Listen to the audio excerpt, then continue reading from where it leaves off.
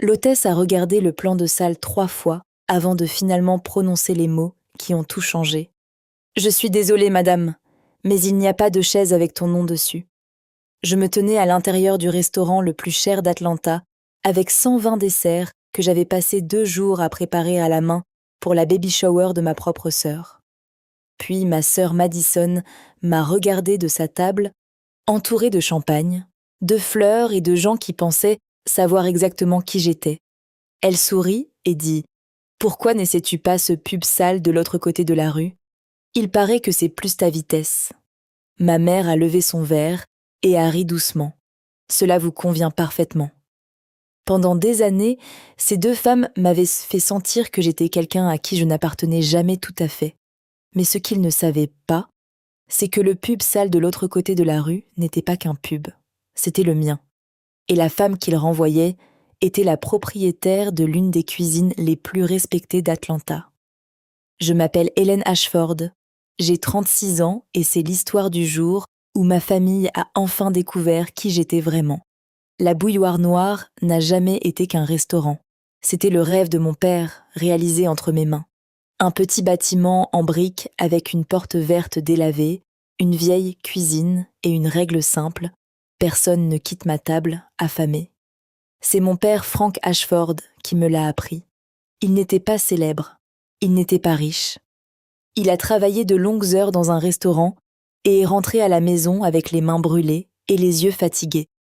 Mais tous les dimanches, il préparait des tartes à la main dans sa vieille poêle en fonte. Des voisins sont venus, des amis sont venus, même des étrangers sont venus, et d'une certaine manière, tout le monde est parti en se sentant à sa place. Quand mon père est mort, ma mère a effacé presque toutes ses traces, ses tabliers, ses couteaux, ses livres de cuisine et même sa poêle. J'avais 17 ans quand j'ai trouvé cette poêle à la poubelle. Je l'ai sortie enveloppée dans mon sweat à capuche et l'ai cachée sous mon lit. C'est la première chose que j'ai jamais sauvée. Et finalement, ça m'a sauvée. Parce que quand ma mère m'a dit que j'allais à l'école de commerce et m'a dit « Aucune de mes filles ne passera sa vie à transpirer dans une cuisine », je savais qu'il n'y avait qu'un seul choix. Pars. À 18 ans, j'ai déménagé à Chicago avec la poêle de mon père et rien d'autre. J'ai commencé au lave-vaisselle du bas, cuisinier de préparation, cuisinier de ligne, parsemer chaque erreur, chaque brûlure, chaque nuit impossible. J'ai gagné mon chemin vers le haut. Finalement, les chefs du pays entier m'ont connu sous le nom de chef H. Mais ma famille, ils pensaient toujours que je travaillais juste dans un bar. Ma mère m'a présentée avec la même phrase à chaque fois. C'est Hélène.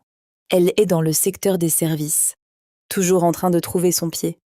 La vérité était que j'avais déjà construit quelque chose dont la plupart des gens ne rêvent que. Mais je suis resté silencieux. Parce que parfois, cacher votre succès est plus sûr que de regarder les gens que vous aimez le rejeter. Des années plus tard, je suis retournée à Atlanta et j'ai acheté un vieux pub appelé The Kettle Black à un homme du nom de Gus. Il croyait en moi. J'ai reconstruit l'endroit. J'ai créé un restaurant où les infirmières mangeaient après des quarts de travail épuisants, où les travailleurs étaient assis à côté des propriétaires d'entreprises, où personne ne se souciait de vos vêtements, de votre argent ou de votre nom de famille. Puis tout a changé. Une société appelée Crestline Hospitality voulait mon immeuble.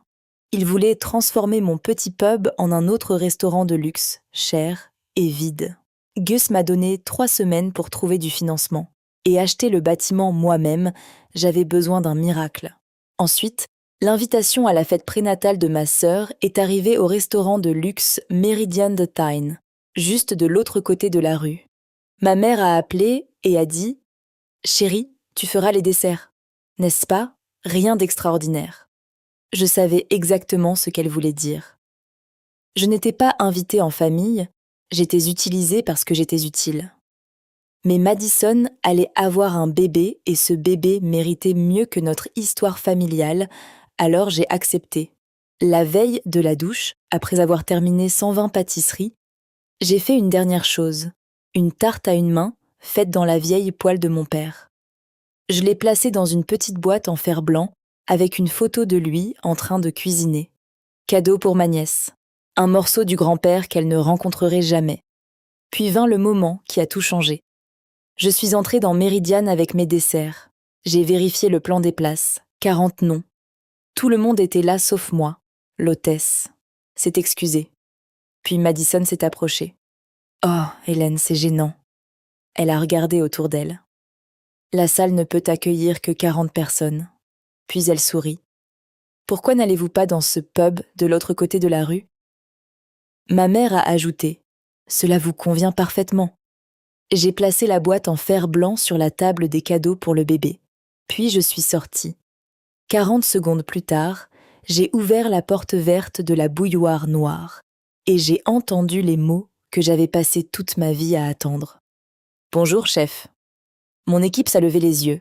Sam derrière le bar, Dé tenant mon manteau de chef, mon nom cousu sur le devant. Hélène Ashford, chef, propriétaire. Et à travers les vitres de Méridiane, ma famille regardait. Ils ont regardé les clients remplir mes tables. Ils ont vu mes employés me respecter. Ils ont vu la femme qu'ils avaient ignorée devenir quelqu'un que la ville célébrait.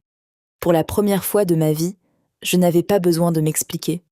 Quelques jours plus tard, ma mère et ma sœur sont venues au restaurant. Ma mère a regardé autour d'elle et a demandé « Hélène, pourquoi ne nous l'as-tu pas dit ?»« Non, je suis désolée. »« Non, nous avions tort. »« Juste. Pourquoi tu ne nous l'as pas dit ?» Et cela m'a tout dit. Puis ma sœur a demandé si elle pouvait organiser des événements familiaux dans mon restaurant. J'ai dit non, pas parce que je les détestais, parce que je refusais que mon succès devienne une autre étape où ils décidaient de ma valeur. Puis leur monde parfait s'est effondré. Tyler a disparu. Le style de vie cher, l'appartement, l'image qu'il protégeait si soigneusement, tout était construit sur la dette et les mensonges, et pour la première fois de notre vie, Madison avait besoin de moi. Puis vint la nuit la plus dure. Il pleuvait. Mon restaurant filmait pour un programme alimentaire national. Une nuit pourrait changer tout mon avenir. Puis Madison est apparue à ma porte de derrière, enceinte, trempée, cassée. Hélène. Je ne savais pas où aller d'autre. Derrière moi, il y avait tout ce que j'avais construit. Devant moi se trouvait la sœur qui m'avait laissée sans chaise. J'avais 3 secondes pour me décider. Choisirais-je la fierté ou choisirais je qui mon père m'a élevé pour être. J'ai enlevé mon tablier. Je l'ai remis à mon sous-chef, D. Tu es passé ce soir, tu es prêt. Puis je me suis tournée vers les caméras. On a fini de filmer.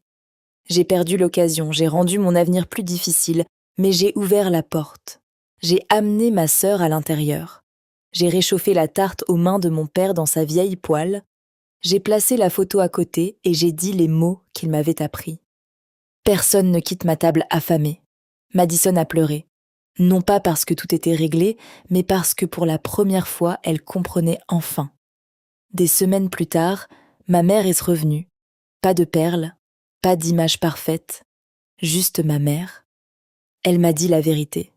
Elle avait passé des années à fuir la honte d'être traitée comme si elle n'avait pas d'importance. Et quand elle m'a vu choisir la cuisine, elle a vu la douleur qu'elle avait passé sa vie à essayer d'enterrer. J'ai écouté, mais je lui ai dit quelque chose qu'elle avait besoin d'entendre. Comprendre pourquoi tu m'as blessée n'efface pas le fait que tu m'as blessée. Pour une fois, elle ne se disputait pas. Elle a simplement demandé « Que puis-je faire ?» Alors je lui ai tendu un tablier. Je lui ai appris à faire des tartes à la main. Elle a été terrible, mais elle est restée et ça comptait. Aujourd'hui, Madison aide à gérer l'entreprise. Ma mère fait lentement partie de ma vie. Encore une fois, pas parfaitement, pas comme par magie, parce que les vraies familles ne guérissent pas en une seule conversation. Ils guérissent par des choix, par des actions, en se montrant. Quand ma nièce Frankie est née, nous avons fermé le restaurant pour un dimanche. Tout le monde était assis ensemble, ma famille, mon personnel, les gens qui ont cru en moi avant ma propre famille. Et il y avait assez de chaises, plus qu'assez. Pendant des années, j'ai pensé que j'avais besoin que ma famille me donne une place à leur table. J'avais tort. Je n'avais pas besoin de leur table. J'avais besoin de construire le mien. Parce que votre valeur n'est pas décidée par des gens qui refusent de vous voir. Votre valeur n'est pas mesurée par la chaise que quelqu'un vous donne. Parfois, la plus grande vengeance n'est pas de faire regretter aux gens de vous avoir perdu. Parfois, il s'agit de construire une vie si remplie que vous ne vous souciez plus de savoir qui est parti. Et à ma table, tout le monde est le bienvenu et personne ne part affamé.